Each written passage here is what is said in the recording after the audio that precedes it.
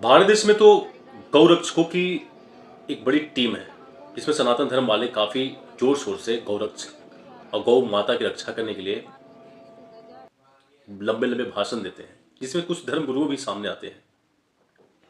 लेकिन इसी बीच हम आपको एक वीडियो दिखाऊंगा कि जल मार्ग के थ्रू, पानी वाले जहाज के थ्रू बड़े बड़े शिपों में हजारों की संख्या में उसमें गाय को भरकर और विदेशों में भेजा जा रहा है।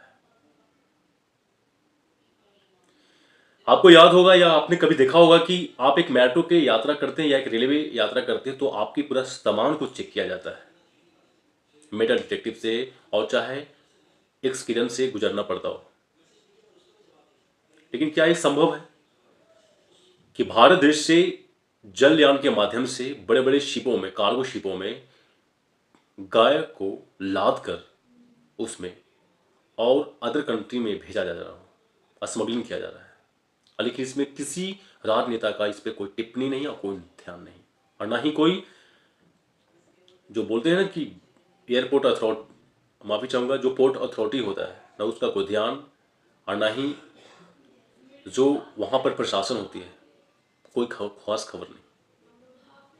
जिस तरह पुष्पा मूवी में अल्लू अर्जुन चंदन की लकड़ियों को दिन दहाड़े स्मगलिंग करते हैं, पुलिस की नाक से अपने ट्रक को निकाल लेते हैं, उसी तरह इस वीडियो में आप देख सकते हैं। हाल ही की खबर में आप पढ़ा होगा कि यूपी में कोई पंडित जी का कोल्ड स्टोर में 18 टन गौ मांस पकड़े गए थे। वो भी एक बीजेपी के नेता ही थे, लेकिन मीडिया उसे किसी ने नहीं दिखाया। क्या आपको ये नॉलेज नहीं है कि इस सारे पॉलिटिक्स पार्टियों के इशारे पर ही काम हो रहा है? जो कल धर्म की बात करते थे वही अधर्म करवा रहे हैं। जेंटलमैन, समझिए कि कितना बड़ा गेम हमारे देश में ये चल रहा है, रैकेट। कैसे आप सोच सकते हैं कि आप शुद्ध दूध पी रहे हैं? सारे गौ माता को तो काट कर इन लोग विदेश में भिजवा रहे हैं, और कुछ गौ माता को जिंदा ही विदेश में जल यात्रा के माध्यम से उन्हें स्मगलिंग का कार्य जोरों शोर से चलता आ रहा है और हो रहा है। आप देख रहे हैं इस वीडियोस में।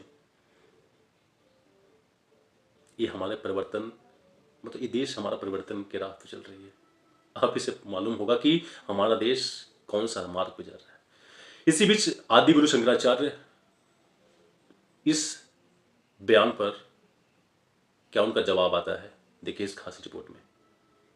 जब आप कल आपकी स्पीच थी उसमें आपने प्रधानमंत्री के लिए कसाई शब्द का इस्तेमाल किया, आपने क्यों किया ये समझना था मुझे। देखिए, बात यह है कि कभी कभी जब जंग लग जाती है किसी लोहे के पतरे पर, तो उसको पटक करके जंग छुड़ानी पड़ती है। हमारे प्रधानमंत्री जी जैसा प्रधानमंत्री बनने के पहले हम लोग उनको देख रहे थे, उन्होंने गौ हत्या के बारे में बहुत अच्छा विचार व्यक्त किया था। वो कह रहे थे कि मेरे हृदय में पीड़ा है, वीडियो अभी भी सार्वजनिक है।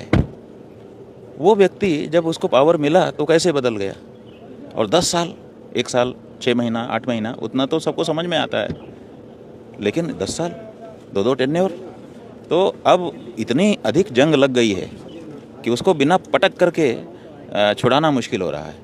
तो इसीलिए अब हमने कड़े शब्द का प्रयोग किया।